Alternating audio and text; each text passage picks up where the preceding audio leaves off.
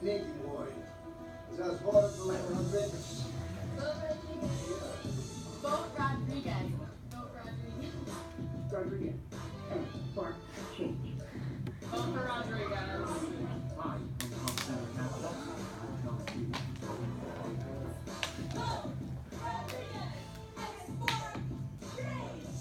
Vote Rodriguez and spark change. My name is Isabel. I endorse Rodriguez. Vote Rodriguez. Vote for Rodriguez. I endorse Izzy Rodriguez. Vote Rodriguez. Vote for Izzy. She's the best. Vote Vote Rodriguez. Vote for Rodriguez. Hi, I'm Amy Granzer, and I am the campaign treasurer for the Kindling Party. Vote Rodriguez. I'm Hannah Holquist, field director of the Kindling Party, and a vote for Izzy is a vote for change. Hi, my name is Sam Epstein, and I'm the communications director for the Kindling Party. I'm voting for Isabel Rodriguez. Hi, my name is Diana Farrow, and I'm the campaign manager for the Kindling Party. Vote Rodriguez.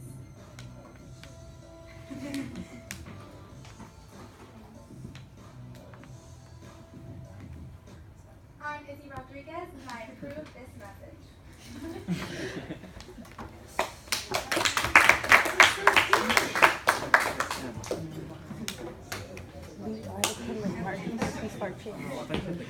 So just one second. Some of those people, just to thank them, are from schools in like Ohio, Oceanside, Pennsylvania, so thank you to them. And to start off, what better person to talk about inequalities than a Latina woman? I'm sure you could think about lots of other groups, but these are two communities that have been silenced throughout America's past, and as the Kindling Party, we will act as the spark to kindle a much larger fire. We plan to ignite the passion that we feel for these issues in you, our supporters. So, to begin, reproductive rights should not continue to be decided by men who have no personal experience with the matter. As a party working to change not only the political normality that has been put in place, but also the social norms that hold such weight in people's lives, we want to ensure that abortions remain possible for all women throughout this country. Furthermore, women who would be put in harm's way by the birth of a baby, whose babies may have died while they're still pregnant, or are expected to be severely ill, or women who are victims of rape who are impregnated against their will, can justify for government subsidies for the cost of their abortions. Although all women will not be given these subsidies with the system of nationwide health care we plan to enact, the price of birth control will either be manageable to all or free depending on healthcare providers.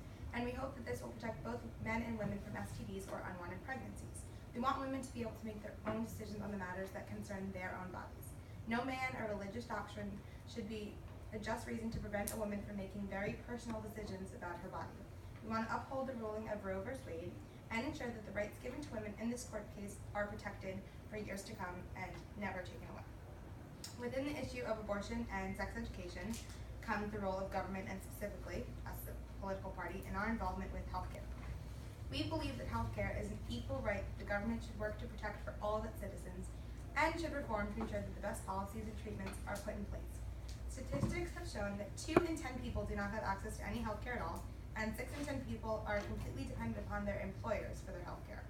So these numbers, although they have been on the decline since the introduction of Obamacare, are still staggering, and with the continuation of the policies that he's put in place and our own reforms, we will be able to provide healthcare for more low-income families or those who require any additional assistance.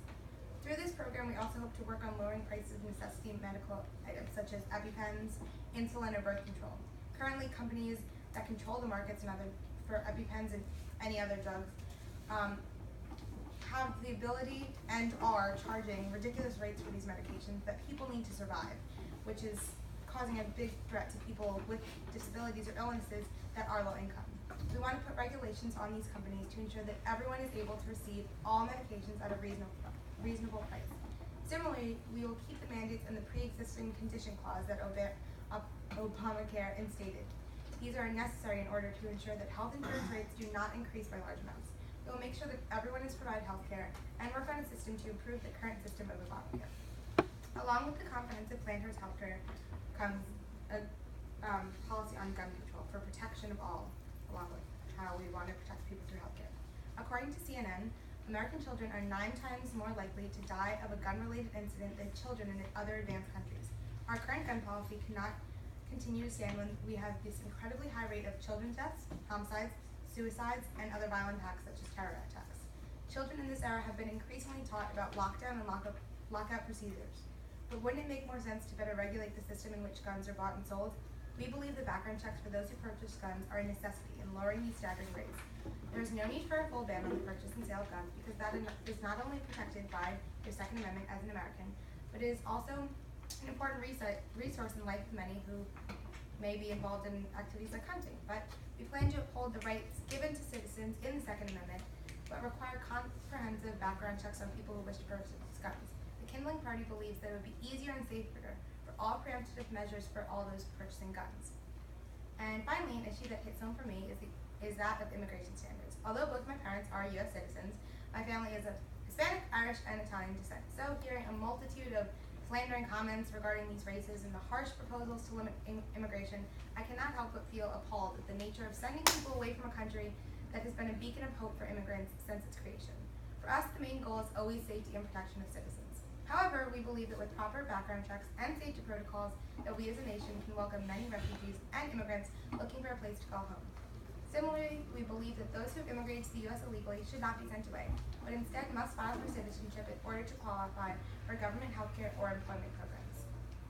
Immigration also goes hand in hand with our economic standpoint because we believe that bringing American companies back to American soil will only further enrich and assist our economy. With an increase in job opportunities that will support lower and middle classes, the added population from immigrants will help to ensure that employment can increase nationwide. We believe creating a taxation policy based on income. This means that the rich will have higher taxes than the poor in order to bridge the divide between the upper and lower classes. We will also continue government-supported welfare programs to support the unemployed and elderly.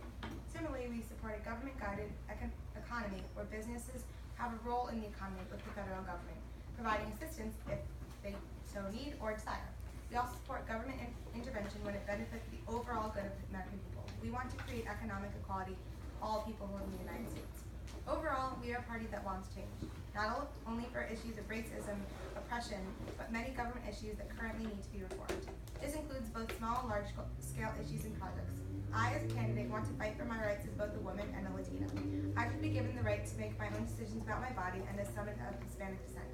I can empathize with those struggling to gain citizenship or looking for refuge in our country.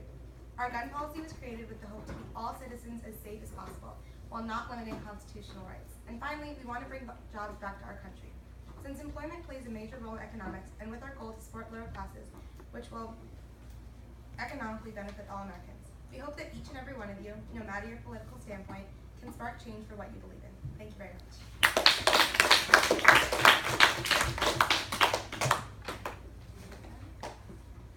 So you seem to want to continue the government welfare programs as they are.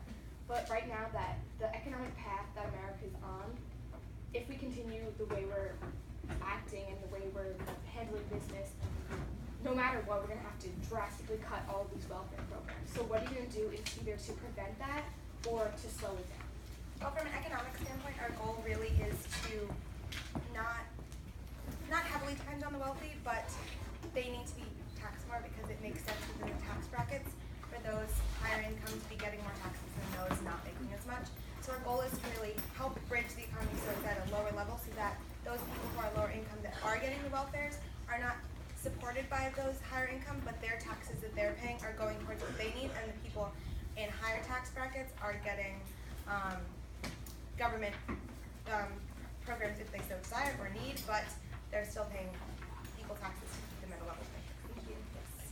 So you plan on completely supporting immigration and keeping illegal immigrants in the country.